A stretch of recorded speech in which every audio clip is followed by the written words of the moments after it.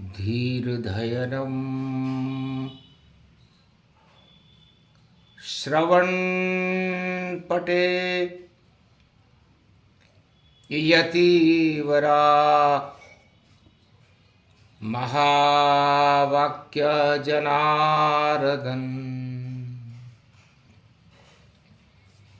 सच्चिदानन्दत्वं शरणं ब्रजेश यादवेन्द्रं दयादाता पुंडरीक्षा क्षीरसागरशयनं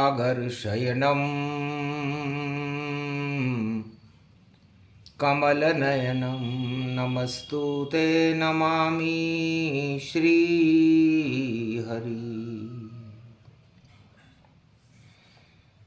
धैर्य से जिसको धारण किया जाता है, कर्णपटुओं से जिनका पान किया जाता है, ऐसे सच्चिदानंद भगवान श्री यादवेंद्र सरकार को मैं नित्य ही चिंतन करता हूँ, नमन करता हूँ।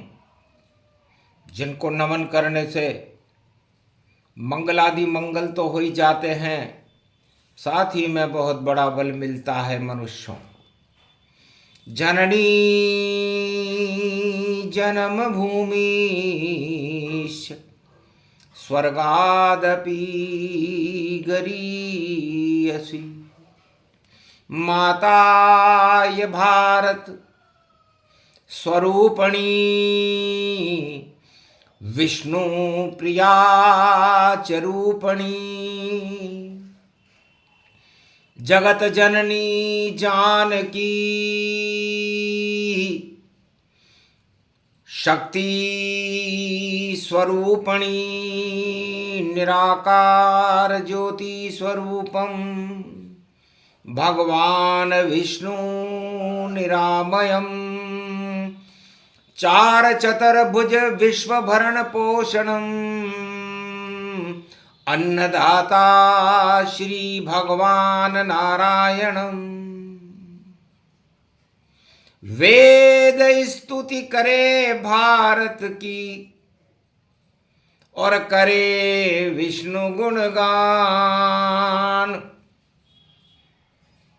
भारत स्वर्ग भूमि है जग की, इसमें आते हैं भगवान।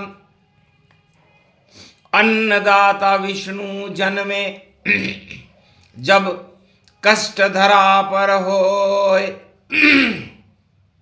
कृषि प्रधान ये देश है भारत,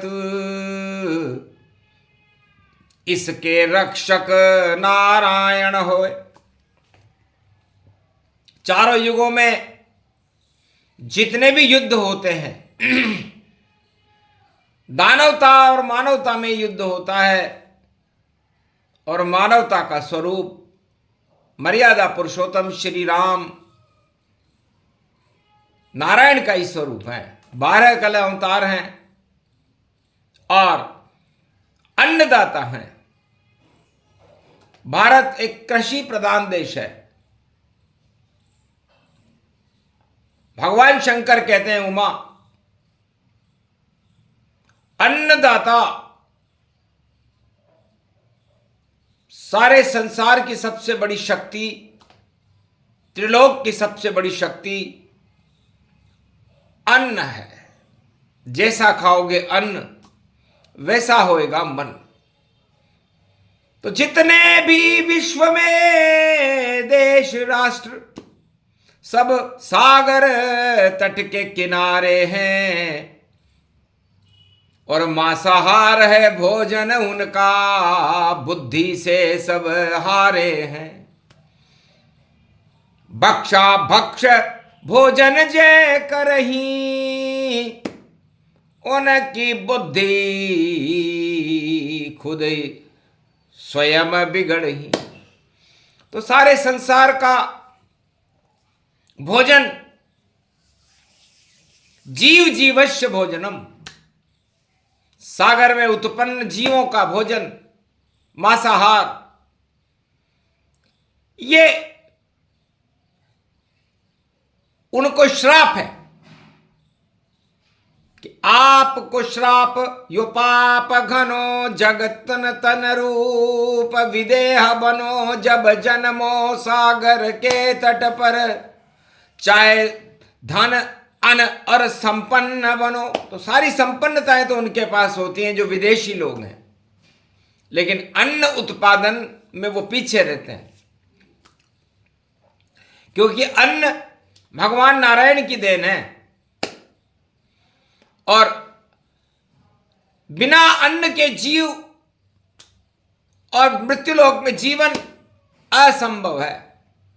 इसलिए मैं भी किसान बन्यो है उमा भगवान बन्यो, और हलदर यो हाथ लेके और कृषक में बन्यो भारी, और बलदो मेरो नंदी रूप ये मेरी सवारी रूप, और मैं तो किसान देखो भक्ति रूप जानिए। तो मैं भगवान और भक्ति का किसान हूं। नंदी मेरा वाहन है और कैलाश पर्वत मानसरोवर पर हरि के स्वरूप को देखते हुए इस भारत के ललाट को, हिमालय की हरियाली को और तलहटी मैदानों की हरियाली को और कृषि को देखता रहता हूं। कृष का मतलब कृष्ण से है और कृष्ण नीलांबरी है। वृंदावन ब्रज भूमि निवासा, हरि हरि और हरि का वासा, हरि हिमालय रूप दिखावा, और शक्ति से भारत प्रगटावा। तो जब भारत में मरी वस्तुएं पैदा हो जाती हैं, आतंकवाद और दानवता और हिंसा का बोलबाला होता है, तब हरि का अवतार होता है। चारों युग का प्रमाण है। अब रामावतार का प्रमाण बताते हैं, क्योंकि अद्भुत कथा चरित्र है, मानस का गुणगान, शिव रामायण प्रसंग है, इसे हरि ही मान। अन्न धन सर्व संपन्नता सब भारत के पीछे आती है, और शक्ति प्रगटती भारत में तो हरियाली छा जाती है। तो अन्नदाता नारायण खुद लेते हैं अवतार, और भारत में राम राज करे होती जय जयकार। भगवान शंकर कहते हैं कि उमा जब मैं कृषक बना, किसान बना, और भगवान विष्णु हंसने लगे कि शंकर तेरा रूप निराला, तेरा वाहन नंदी है, और शिव शक्ति है साथ तुम्हारे, और देखो बुद्धि व्यापक है त्रिनोत्र त्रिनेत्र त्रिलोचन, शंकर त्रिपुरारी गति जान, और मानवता के रक्षक हो तुम, दानवता को करे शमशान। दानवता को आप शमशान बना देते हो। तब का महाराज ये सब आपकी कृपा का फल है, आप मेरे इष्ट देव हैं। प्रसंग यहीं से शुरू करते हैं कि कृषि उत्पादन और कृषि सीता का स्वरूप है। धरती से जन्मी जानकी, और राम की ये मान की, और राम की है जान की, और जान हिंदुस्तान की। तो हिंदुस्तान की जान और राम की जान जानकी बन गई त्रेता युग में। अद्भुत रूप प्रसंग में गावा, कृषि उत्पादन भेद बतावा, रावण शिष्य हमारा जानो, लंका सागर तट सोने की मानो। सोने की लंका में रावण विचार विमर्श कर रहा था कि भगवान की कृपा तो मैं प्राप्त करके ले आया, लेकिन खाएंगे क्या,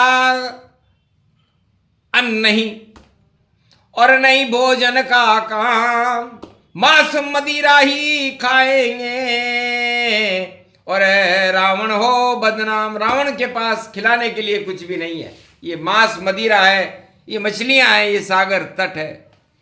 इसलिए सभी दानवों को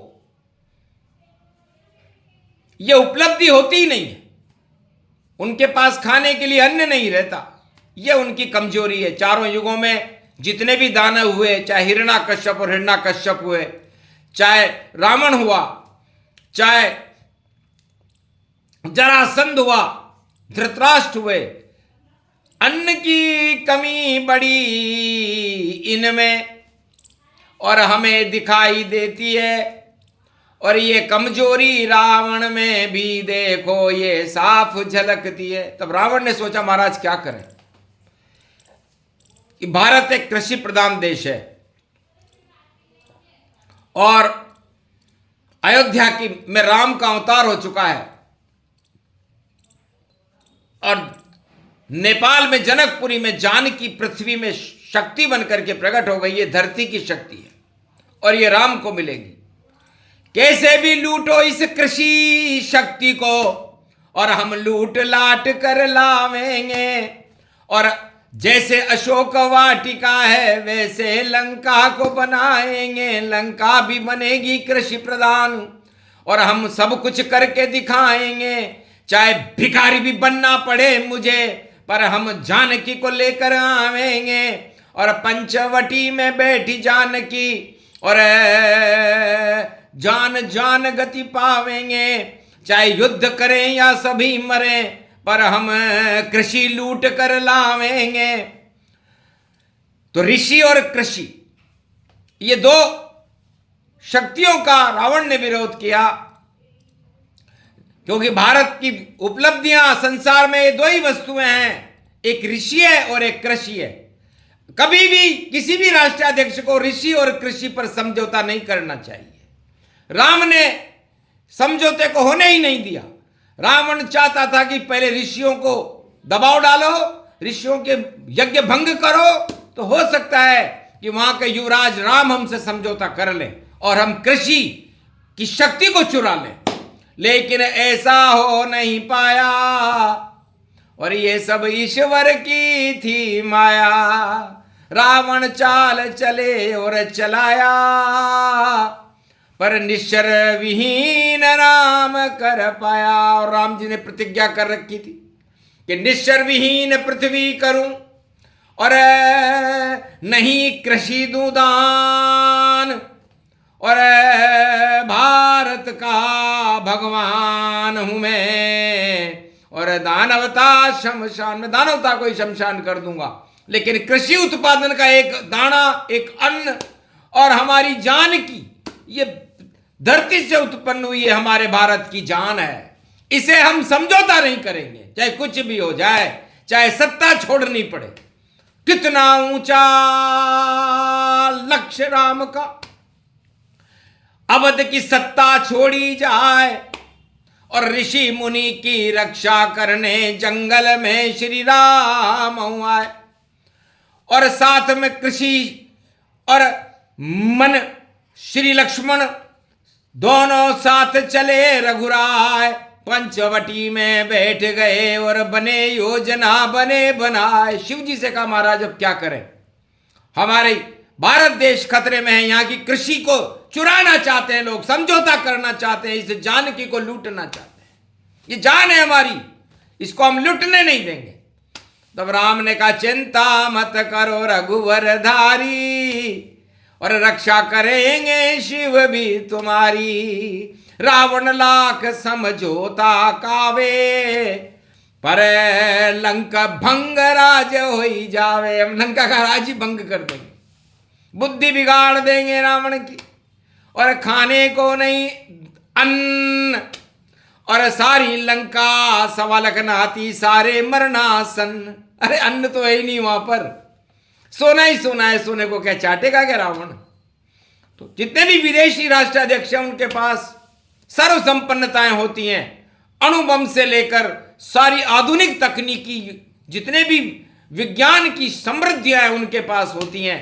रावण के पास भी थी, ज्ञान और विज्ञान का प्रकांड विद्वान था रावण। लेकिन जितने भी विदेशी लोग हैं उनकी कमजोरी एक ही है, जो रामायण में भगवान शंकर इस वाणी में वर्णन कर रहे हैं, वो है कृषि। कृषि पर कोई समझौता नहीं करना चाहिए। बस